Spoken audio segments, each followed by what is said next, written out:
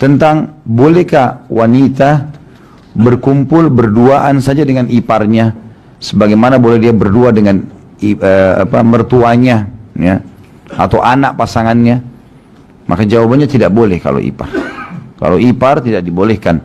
Tapi kalau mertua, ya, anak pasangan, mungkin kita nikah sama janda atau duda, ya, yang lawan jenis anaknya, maka ini semua dibolehkan, ya. Tapi kalau ipar sama sekali tidak boleh. Ini hukum syar'i tersendiri. Jadi tidak ada hubungannya dengan tadi masalah mewarnai rambut, itu sudah selesai. Dan Nabi SAW menggambarkan ipar dengan kematian. Dan ini sekaligus meluruskan banyak kesalahan yang kita fahami di Indonesia. Ya, jadi kadang-kadang kena adik ipar, kakak ipar, dianggap tidak masalah lah.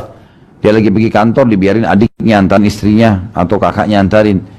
Ya, ini kata Nabi SAW kematian. Ya. Waktu Nabi bilang, jangan masuk menemui wanita-wanita yang bukan mahram. Kata para sahabat, ya Rasulullah, ipar bagaimana? Adik saya, kakak saya. Kata Nabi SAW, justru itu kematian. Kenapa dikatakan kematian? Karena kalau pasangan kita selingkuh dengan saudara kita, itu berat sekali. Berat sekali. Dibandingkan dengan selingkuh dengan orang lain. Ya. Apalagi kalau sampai hamil. Karena anak, misal seseorang punya istri, lalu istrinya selingkuh dengan saudara si suami tadi. Laki-laki, kakaknya misalnya atau adiknya. Kemudian hamil, maka anak yang dikandung juga dari sperma kakaknya si suami. Ini parah sekali, menyakitkan dibandingkan dengan orang lain. Orang lain mungkin dia cerai selesai gitu. Kalau ini enggak, walaupun bercerai, ada bekas, kakaknya selalu dilihat sama dia. Ini pernah terjadi kepada salah satu orang yang saya kenal dulu. Subhanallah, begitu istrinya selingkuh dengan kakaknya dia, badannya yang tadinya kekar, segar, menjadi kurus. Kalau dia pikirkan masalah itu. Teman saya dulu di kampus gitu. Waktu kami masih SMA, saya sudah tingkat 1 kuliah, dia masih kelas 3 SMA, tapi dia sudah berumah tangga dari Pakistan. Masya Allah, badannya kekar, segar, orangnya selalu cum laude di sekolah, juara terus gitu. Terus tiba-tiba saya bisa tempat tinggal, karena kami biasa dulu tiap tahun dipindahin kamarnya, supaya digilir lah, kita pindah-pindah ke semua asrama di kampus itu. Saya mungkin tidak ketemu dia 1 tahun. Setelah saya ketemu, orangnya kurus sekali, berubah. Saya sampai panggil dia, kenapa akhi? Ada apa? Dia bilang, ada masalah saya. Nanti kalau ada waktu saya mau mampir ke kamar kamu, bisa? Saya bilang, silahkan. Habis isya terbuka kamar. Datanglah dia di kamar asrama saya, lalu dia ceritakan. Ternyata kasusnya tadi. Ya, kasusnya dia tinggalkan istrinya di negerinya, kemudian dia kuliah di Madinah. Ya, orang bisa pulang, kalau punya duit dia bisa pulang 2 bulan sekali. 2 bulan, 3 bulan. Maksud saya pada saat liburan dia bisa pulang. Maaf, 6 bulan ya, 6 bulan sekali dia bisa pulang. Jadi setahun 2 kali pulang. Kalau tidak, dia tunggu tiket dari kampus gratis, dia harus lulus ujian, di akhir tahun dia pulang. Kemudian orang ini 1 tahun tidak ketemu istrinya. Kemudian dia pulang liburan 2-3 bulan, lalu dia kembali lagi kuliah, seperti itu, sekolah. Rupanya waktu dia pulang, istrinya rupanya nggak enak sama dia, cerita. Kalau selama dia kuliah di Madinah, ya istrinya diganggu oleh kakaknya sendiri yang serumah, akhirnya terjadilah perselingkuhan. Dia bilang, bayangkan Khalid bagaimana sakit hati saya. Ini istri saya, ini kakak saya. Apa yang saya harus lakukan? Subhanallah, jadi saya memang berpikir hadis ini luar biasa. Menggambarkan ipar itu kematian. Karena bahaya, mungkin awalnya tidak. Mungkin pada saat kita minta tolong sama adik ipar atau kakak ipar, menemani pasangan kita, mungkin awalnya tidak terjadi apa-apa, tapi syaitan menjaga itu. Mungkin dengan tidak sengaja, tersentuh, tidak sengaja ini, tidak sengaja itu, terjadilah interaksi yang berbahaya. Bukan berarti kita tidak boleh interaksi sama ipar ya, tapi kalau berduaan ini yang dimaksud. Ini tidak dibolehkan sama sekali, atau dikenal dengan khalwat. Tapi kalau kita ketemu di acara keluarga, orang menanyakan kabar baik bagaimana, kemudian kita tinggalkan, itu tidak ada masalah.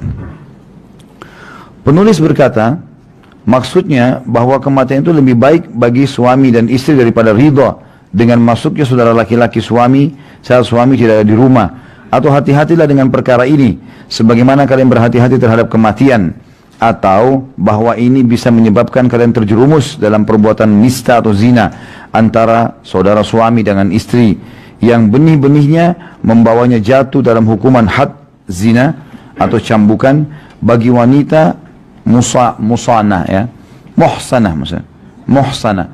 Muhsanah artinya yang sudah menikah. Kalau laki-laki muhsan, ya. Tentu beda hukumnya ya. Kalau ada laki-laki dalam Islam dan perempuan yang berzina belum nikah, maka hukumnya dicambuk 100 derah dan diasingkan 1 tahun.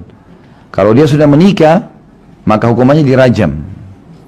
Sekali lagi, jadi kalau misalnya ada seorang muslim dan muslimah, satu waktu, ini contoh saja, mudah-mudahan tidak terjadi.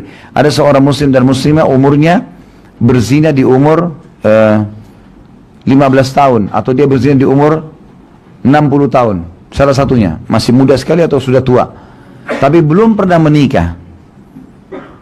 Ya, gadis tua atau bujang tua ini terus dia berzina, hukumnya dicambuk tetap. Kalau ada orang pernah menikah, walaupun 14 tahun dia pernah menikah, maka hukumannya adalah dirajam, muhsan. Ya, dirajam. Ya. Mungkin bisa maju kali, teman-teman bisa maju kasih tempat.